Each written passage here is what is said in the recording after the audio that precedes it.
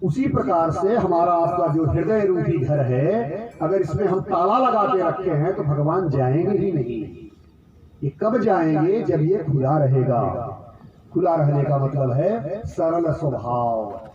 सब कुछ है तेरा स्वामी, सब कुछ है तेरा, तेरा तुझको अर्पण क्या लागे मेरा। जब अंत में हम लोग कथा खत्म करते हैं तो कहते हैं ना श्री रामचंद्र के पाल हरिवर, उसमें एक लाइन आती है, कामादि खल दल गंजनम। काम आदि को नष्ट करने वाले।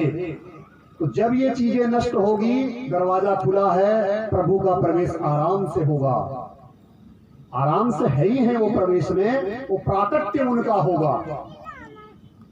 अब नाम की महिमा से संबंधित एक कथा है, ध्यान से श्रवण कीजिए। कान्यकुब्ज देश में एक ब्राह्मण रहते थे। कान्यकुब्ज एक देश है, एक ब्राह्मण थे, बहुत अच्छे इंसान थे, बड़े संस्कारी थे, वेद पाठी थे, वेद का पाठ करते थे, पूजा पाठ करते थे, नियम धर्म। जैसे उसने बोला था ना कि ब्राह्मण ब्रह्म जानते कि ब्राह्मण, जो ब्रह्म को जानता है, ब्रह्म का ज्ञान का प्रचार प्रसार करता है, वह ब्राह्मण है। और जिन्होंने अगर ये कर दिया कि इनको न पता चले, केवल हम ही जाने, आपको अधिकार नहीं है, यह गलत है।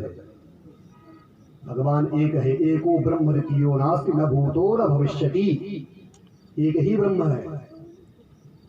जो हमारे अंदर बैठा हुआ बोल रहा है, वही आपके अंदर बैठ करके श्रवण कर रहा है।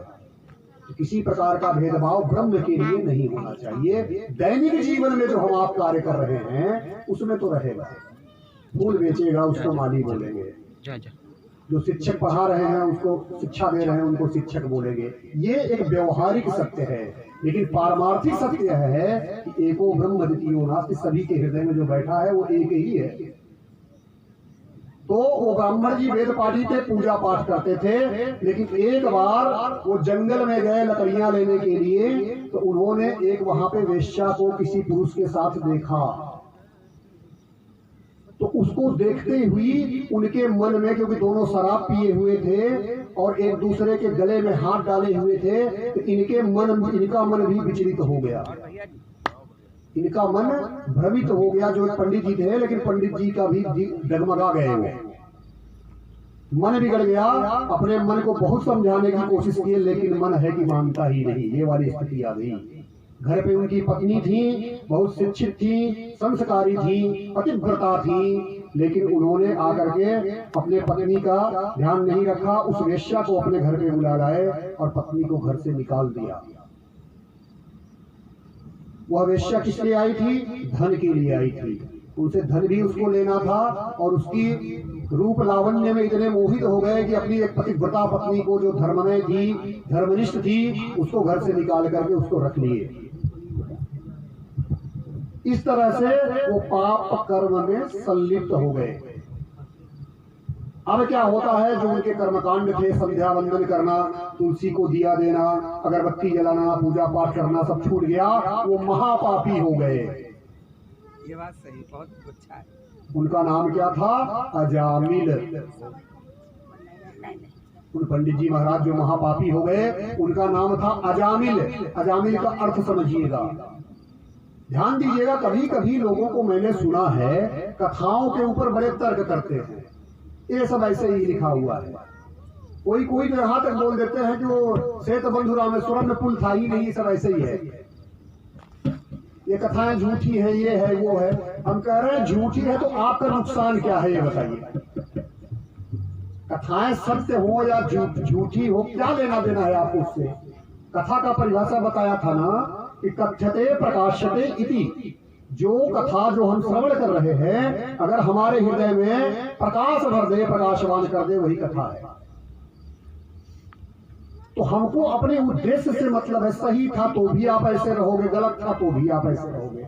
आप उसके उद्देश्य पे जाइए, इससे हमको क्या ज्ञान मिला, सही था या गलत था, हम आप कौन होते हैं उसको करने वाले। तो अब आइए अजामिल का अर्थ समझिए, संधि विच्छेद कीजिए। अजा प्लस मिल, दोनों शब्दों को अलग कीजिए। अजा धन मिल बराबर अजामिल। अजा एक प्रकृति का नाम है। जो ये प्रकृति है ना, ये अजा इसका नाम है। और प्रकृति क्या है? माया।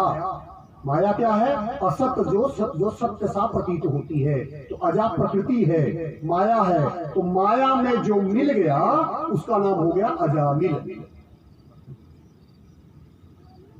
माया में जो मिल गया वो अजामिल। इसका मतलब वो पंडित जी महाराज माया में संलिप्त हो गए। दूसरा अर्थ आइए, अज धन अमिल। अज है भगवान, अज माने भगवान, अनंत आदि अनादि। तो भगवान में जो अमिल, जो नहीं मिला भगवान में, कहां जाके मिला? अजा में जाकर के मिला। माया में मिला लेकिन भगवान में नहीं मिला, उसका नाम है अजामिल। अब कथा को ध्यान से आगे श्रवण कीजिए। अजामिल क्या हो गए? महापापी हो गए। पहले जैसे वो नहीं रहे, जैसे वेद पाठी थे, संस्कारी थे, संध्या वंदन आदि करते थे, लोग उनसे ज्ञान लेने आते थे। अब उनका गांव में एक माहौल ही अलग हो गया।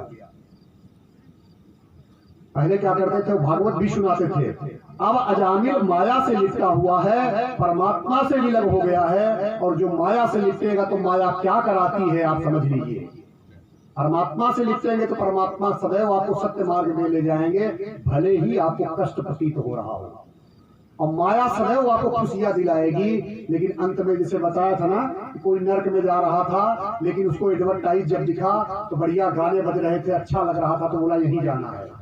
देखने में अच्छा लगा, जब अंदर गया तब पता चला। तो बोले क्यों आप लोग गाना वाना बजा रहे थे? बोले मेरा विज्ञापन था। तो जो चीज हमें आपको लुभा रही है वो माया है, उसका अंतिम जो परिणाम होगा दुखद होगा। जो हमें आपको कष्ट प्रदान कर रहा है वो ब्रह्म है, उसका अंतिम जो परिणाम होगा अच्छा होगा। समुद्र मंथन भी कथा आप श्रवण किए होंगे। समुद्र मंथन में जो पहला प्रारंभ हुआ मंदिरांचल पर्वत को लेकर के, जब मंथन हुआ तो सबसे पहले उसमें से क्या निकला था? गरल। गरल माने विष। और उसको किसने ग्रहण किया? भगवान भोलेनाथ के अलावा किसी में ताकत ही नहीं थी कि गरल को ग्रहण कर ले। और कहां ग्रहण किया भोलेनाथ ने? कंठ पे। इतना उसका तीक्ष्ण था कि उनका कंठ हो गया नीला। इसलिए भगवान भोलेनाथ का एक नाम क्या और है? नीलकंठ। ये था शाब्दिक। और आध्यात्मिक अर्थ इसका क्या है? इसका आध्यात्मिक अर्थ यह है कि जीवन में जब भी हम आप कोई एक लक्ष्य लेकर के अच्छा कार्य करने जाएंगे तो सबसे पहले ध्यान रखिएगा विष ही निकलेगा। कोई अच्छा कार्य आप प्रारंभ करेंगे, हमारा आपका जीवन ही, ये जीवन में जो 10 इंद्रियां हैं, इन इंद्रियों का सुख हम कब भोगते हैं? जब पहले हम आप पीड़ा सहते हैं। कौन सी पीड़ा? प्रसव पीड़ा, जो एक माँ ही सह सकती है। माँ के अलावा उस पीड़ा को कोई नहीं सह सकता है जब वो बच्चा जन्माती है। और जितना माँ को दर्द होता है बच्चा पैदा करने में, उतना ही उस बच्चे को भी होता है। तो पहला हमारा आपका जीवन की शुरुआत कहां से होती है? प्रसव पीड़ा, मतलब शुरुआत कष्ट, बाद में सुख। तो समुद्र मंथन में पहले विष,